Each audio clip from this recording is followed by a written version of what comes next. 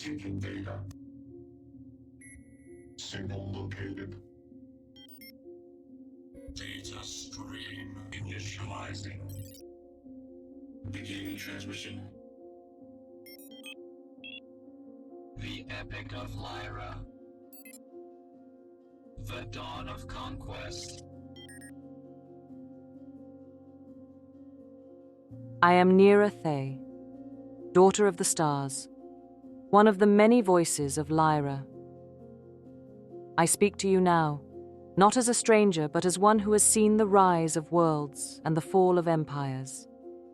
The story I tell is not just of my people, but of the birth of the universe itself. The universe began not with a bang, as some have believed, but with a note, a single pure tone that reverberated through the infinite void. Before that sound, there was only the great silence, an endless expanse of darkness waiting for something, anything, to stir it to life. The first sound was not random. It came from the Partal, the ancient architects of creation, who had existed since the beginning, though they themselves had no physical form. They were beings of pure energy and consciousness, and it was they who composed the song of the universe.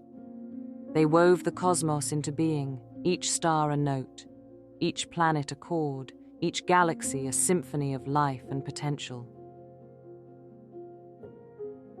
We, the Lyrans, were one of their first creations.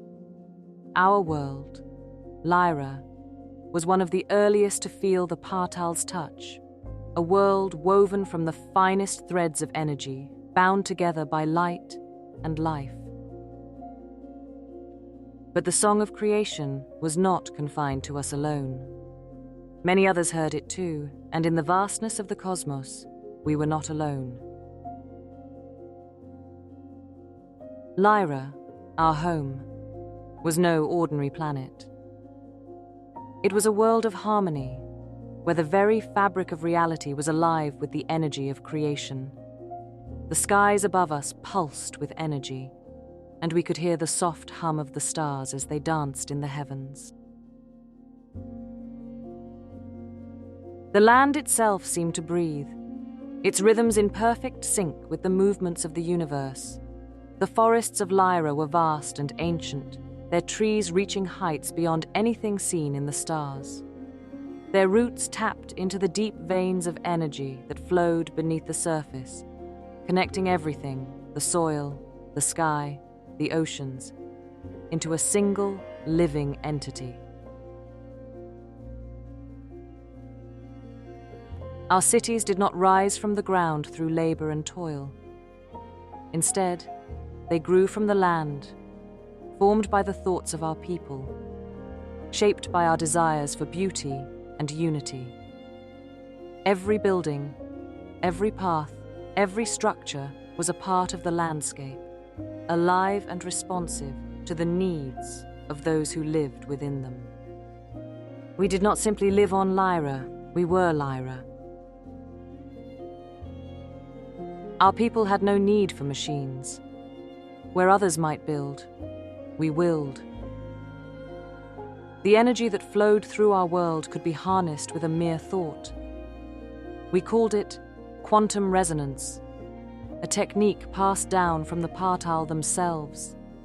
It allowed us to bend the very fabric of reality around us, to shape our world with nothing more than intention. Our cities were living organisms, growing and evolving as we did. They were built not from stone and metal, but from the quantum fabric of the universe, woven into existence by our collective will. They drew their energy from the zero-point field, the infinite sea of potential energy that lies beneath the surface of all things. We harnessed gravitonic fields to manipulate space and time, allowing us to move effortlessly across our world and to travel beyond it. Through quantum entanglement, we could communicate instantly across the vast distances of space, our thoughts traveling faster than light itself. Our ships were not vessels of metal and fire, but light and thought. We traveled the stars in resonance ships, crafted from the energy of the stars themselves.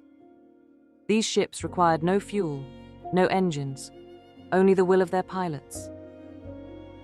They moved as easily through the vacuum of space as through the atmosphere of a planet, their forms shimmering like the auroras that danced in our skies. We were not alone in the universe, though we were among the first. The Partals seeded many worlds, and from these worlds, new civilizations were born. The Pleiadians, our closest kin, were beings of light and knowledge. Their worlds were bathed in the glow of their twin suns, and their cities shone like jewels in the night. They, too, were gifted with the ability to manipulate energy, though they did so in ways that were different from us. They mastered the art of light manipulation, using it to heal, to create, and to travel across the stars. The Vegans, who came from the star Vega, were once our people, though they had chosen a different path. They became explorers, venturing far beyond our system, seeking knowledge among the distant stars. Their ships were wonders of technology, capable of bending the very fabric of space around them, allowing them to travel vast distances in the blink of an eye. They developed warp field technology, a method of folding space to bring two distant points closer together. And then there were the Sirians, a diverse and powerful race who had become the diplomats and peacekeepers of the galaxy. Their world orbited the bright star Sirius, and they were known for their mastery of frequency modulation, using sound waves to alter matter and energy. They were builders, negotiators, always seeking balance between the stars.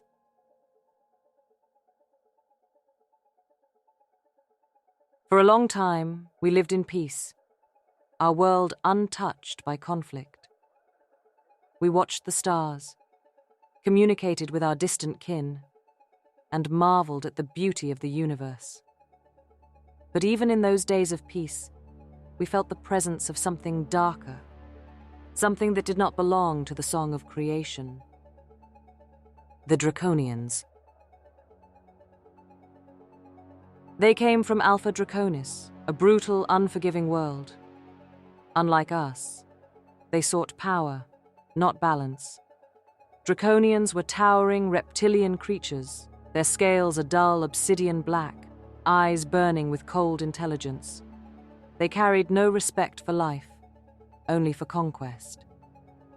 Their ships were massive, jagged war machines, bristling with weaponry designed to tear apart the very fabric of space. Their technology was a weapon, their intent to dominate, with no understanding of the harmony that bound all things. At first, their presence was distant, barely noticeable. But as the centuries passed, their ships began to drift closer to our world, watching, waiting. They saw in us something they did not understand, our ability to shape reality, to harness the energy of the universe without force or violence. And they wanted it. We did not know war. We did not know violence. But as the Draconians drew closer, we began to realize that our peace could not last forever. We sent emissaries to their worlds, hoping to understand them, hoping to bring them into the harmony that we knew. But they did not respond. They did not listen. Our people began to prepare, though we did not know how. We strengthened our connections to the energy fields of Lyra, hoping that our will alone would be enough to protect us.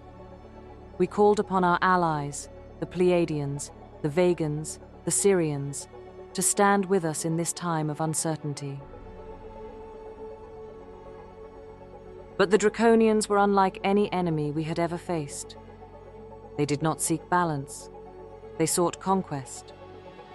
And though we were strong in spirit, we were unprepared for what was to come. The stars above Lyra grew dimmer, their light fading as the shadow of the Draconians crept ever closer. We could feel it in our bones, in the very fabric of our world. A darkness was coming, and we did not know if we would survive it. We did not understand what was to come. We believed that our light, our harmony, would be enough. But we were wrong.